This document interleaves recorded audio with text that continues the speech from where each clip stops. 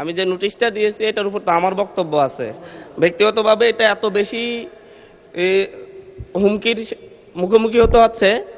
মাননীয় স্পিকার, আমি আসলে নির্বাচনের আগ থেকেই আপনারা জানেন আমি যে অঞ্চলে জন্ম নিয়েছি সেই অঞ্চলে একটি দ্বীপাঞ্চল, এবং যেখান থেকে ইলেকশন করেছি সেই জায়গায় ভূমিদস্যু জলদস্যুদের উৎপাত অনেক বেশি। এটা ধারাবাহিকভাবে গত পরশু আমি হাতিয়া থেকে আসার সময়ও প্রশাসনিকভাবে এবং বিভিন্ন মারফতে জানতে পেরেছি। আমি যে ফেরিতে করে আসতেছিলাম আমার উপর আক্রমণের জন্য ডাকাত দল প্রস্তুতি নিয়েছিল, তারপরে প্রশাসনের সহযোগিতা আমি সেখান থেকে এসেছি। এর আগেও আমি 2বার আক্রমণের শিকার হয়েছি, নির্বাচনের সময় 3বার আক্রমণের শিকার হয়েছি।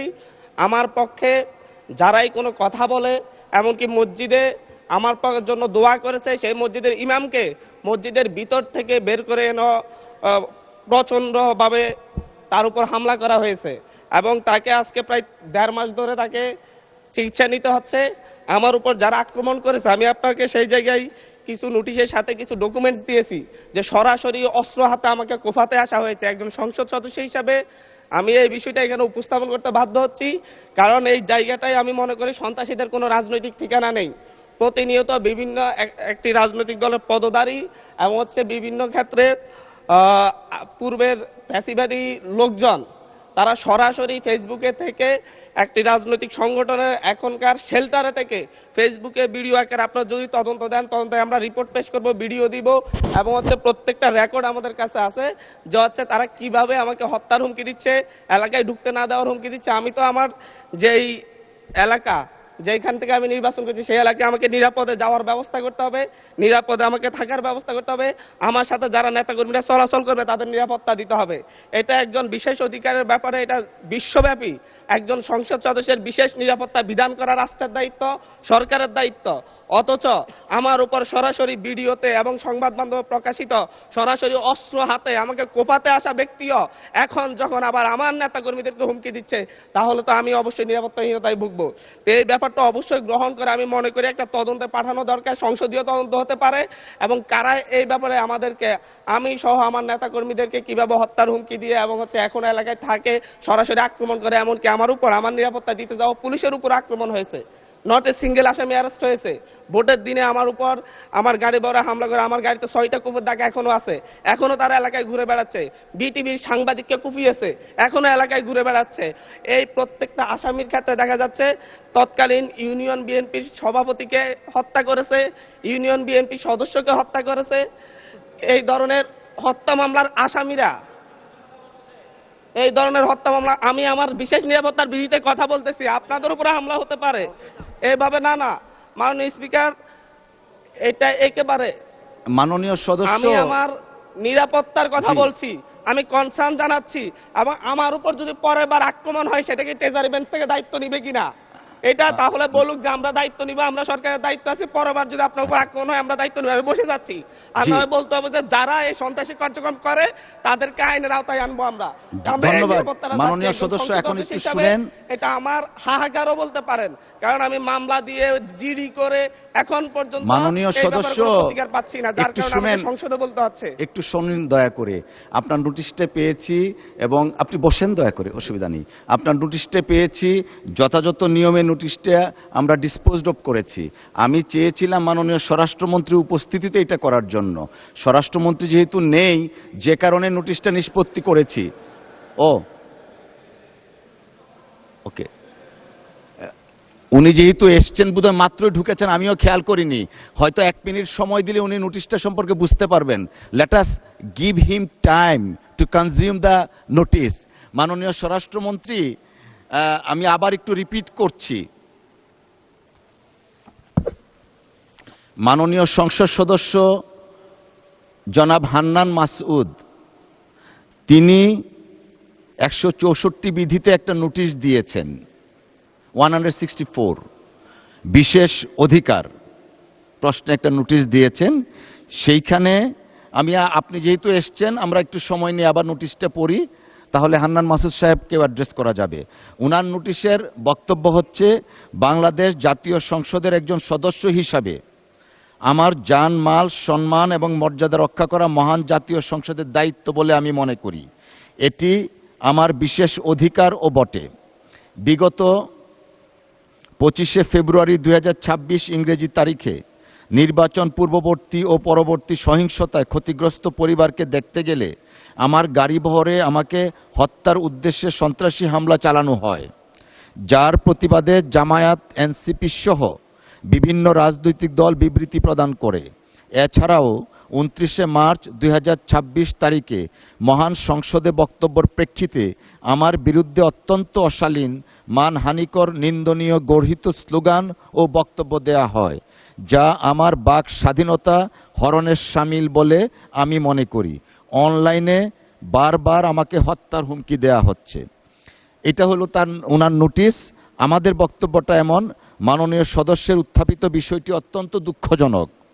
কোনো সংসদ সদস্যের উপর বা যে কোনো ব্যক্তির উপর এরূপ হামলা অনাকাঙ্ক্ষিত, তবে বিষয়টি সাম্প্রতিক কোনো নির্দিষ্ট বিষয়ের মধ্যে সীমাবদ্ধ নয়।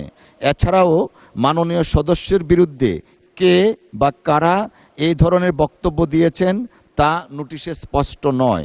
তবুও আমি মাননীয় সদস্যের উত্থাপিত অভিযোগের বিষয়ে অত্যন্ত সহানুভূতিশীল, কিন্তু কার্যপ্রণালী বিধি 165 উপবিধি 2 এবং 165 উপবিধি 4 অনুযায়ী বিধিগত সীমাবদ্ধতার কারণে নোটিশটি গ্রহণ করতে পারছি না বলে আন্তরিকভাবে দুঃখিত। তবে আমি মাননীয় সদস্য জনাব আব্দুল হান্নান মাসুদের নোটিশে উত্থাপিত বিষয়ে কার্যকর আইনানুগ ব্যবস্থা গ্রহণের জন্য মাননীয় স্বরাষ্ট্রমন্ত্রীকে অনুরোধ জানাচ্ছি। ধন্যবাদ। মাননীয় স্বরাষ্ট্রমন্ত্রী, মাইকটা দিবেন প্লিজ। মাননীয় স্পিকার, আপনাকে ধন্যবাদ। মাননীয় সদস্য যথাযথভাবেই বিধি মোতাবেক তার নোটিশটি প্রদান করেছেন বলে আমার বিশ্বাস, এবং বিধি মোতাবেক আপনি সেটা নিষ্পত্তি করেছেন, আপনার সিদ্ধান্ত জানিয়েছেন। এরপরেও তার নোটিশটি আপনি দ্বিতীয়বারের মতো আবার পড়ে শুনিয়েছেন, আপনাকে অসংখ্য ধন্যবাদ। এবং মাননীয় সদস্য, আমি তখন আমার সংসদ রুমেই ছিলাম, উনি যখন স্টার্ট করেছেন আমি শুনেছি কিছু, বাকিটা এখানে এসে শুনলাম। এটা অত্যন্ত দুঃখজনক যদি ঘটনাটা সত্য হয়ে থাকে।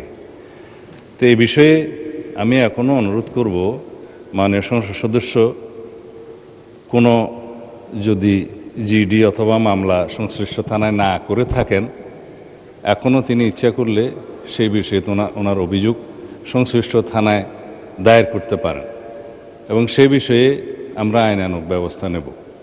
আর বিশেষ অধিকার প্রশ্ন উত্থাপনের বিষয়টি যেহেতু আপনি নিষ্পত্তি করে দিয়েছেন, এর বাইরে এই মুহূর্তে আমার তেমন কিছু বলার নেই। তবে আমি আশ্বস্ত করতে চাই, শুধু মাননীয় সংসদ সদস্য যিনি উত্থাপন করেছেন তার বিষয়ে নয়, যে কোনো মাননীয় সংসদ সদস্য এই হাউজের যদি সেই রকম কোনো পরিস্থিতির শিকার হন, তাহলে যেন বিষয়টি স্বরাষ্ট্র মন্ত্রণালয়ের নজরে তাৎক্ষণিকভাবে আনেন, অথবা নিকটস্থ থানায় সেই বিষয়ে অভিযোগ দাখিল করেন। আমরা আইনের শাসন প্রতিষ্ঠা বদ্ধপরিকর। মাননীয় স্পিকার, আপনাকে ধন্যবাদ। ধন্যবাদ মাননীয় মন্ত্রী। মাননীয় সদস্যবৃন্দ, আজ কার্যপ্রণালী বিধির 71 বিধিতে জরুরি জনগুরুত্ব সম্পন্ন বিষয় সম্পর্কে 75টি মনোযোগ আকর্ষণের নোটিশ পাওয়া গেছে।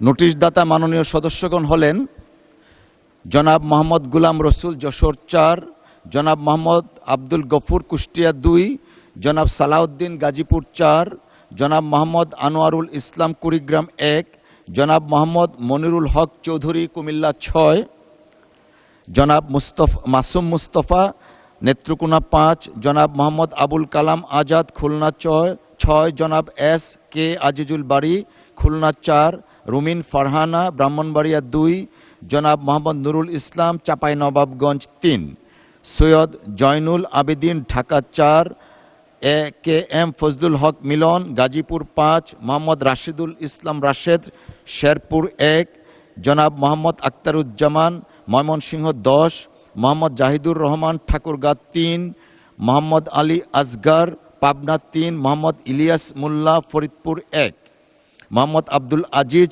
নাটোর 4; জনাব আল ফারুক আব্দুল লতিফ, নীলফামারী 2; শেখ ফরিদ আহমেদ চাঁদপুর 3, মোহাম্মদ আব্দুল খালেক সাতক্ষীরা 2, এস এম জাহাঙ্গীর হোসেন ঢাকা 18, মোহাম্মদ আব্দুল আলিম বাগেরহাট 4, মোহাম্মদ জহিরুল ইসলাম চট্টগ্রাম 16, মোহাম্মদ কামরুল হাসান ময়মনসিংহ 6, মোহাম্মদ মাহবুবুল আলম কুড়িগ্রাম 3, জনাব মোহাম্মদ নুরুল আমিন রংপুর 6, জনাব আনিসুর রহমান মাদারীপুর 3, জনাব মোহাম্মদ আবু তালিব ঝিনাইদহ 4, মোহাম্মদ শওকতুল ইসলাম মৌলভীবাজার 2, শাহজাহান চৌধুরী চট্টগ্রাম 15, মোহাম্মদ মুশাররফ হোসেন বগুড়া 4, সরোয়ার জামাল নিজাম চট্টগ্রাম 13, মোহাম্মদ শামসুর রহমান শিমুল বিশ্বাস পাবনা 5, মইনুল ইসলাম খান মানিকগঞ্জ 2, জনাব মোহাম্মদ মজিবুর রহমান রাজশাহী 1,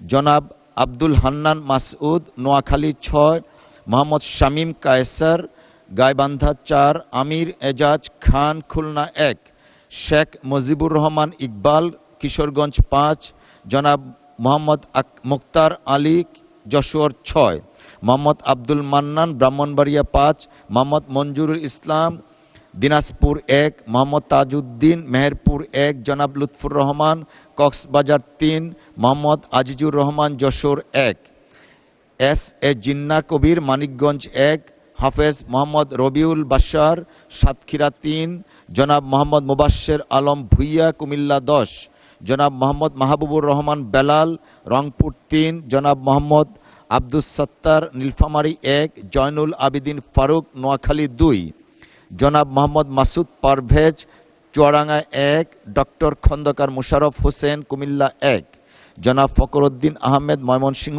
11, জনাব নাসিরউদ্দিন আহমেদ মৌলভীবাজার 1, জনাব মোহাম্মদ শাহাদাত হোসেন লক্ষ্মীপুর 1, জনাব এ এম মাহবুব উদ্দিন নোয়াখালী 1, জনাব মোহাম্মদ এনামুল হক চট্টগ্রাম 12, জনাব রফিকুল ইসলাম জামাল ঝালকাঠি 1, জনাব মাসুদ সাইদি পিরোজপুর 1, জনাব আলমগীর মোহাম্মদ মাহফুজুল্লাহ ফরিদ কক্সবাজার 2, খন্দকার আবু আশফাক ঢাকা 1, জনাব মোহাম্মদ সেলিম ভুইয়া কুমিল্লা 2, জনাব মোহাম্মদ সেলিম রেজা সিরাজগঞ্জ 1, জনাব মোহাম্মদ আবুল খায়ের ভুইয়া লক্ষ্মীপুর 2, জনাব এ ই সুলতান মাহমুদ বাবু জামালপুর 2, জনাব মোহাম্মদ আবদুল্লাহ মুন্সিগঞ্জ 1, জনাব মোহাম্মদ আনোয়ারুল হক নেত্রকোনা 2, জনাব মোহাম্মদ জালাল উদ্দিন চাঁদপুর 2, জনাব মোহাম্মদ সাইফুল আলম ঢাকা 12, জনাব আক্তার হোসেন রংপুর 4,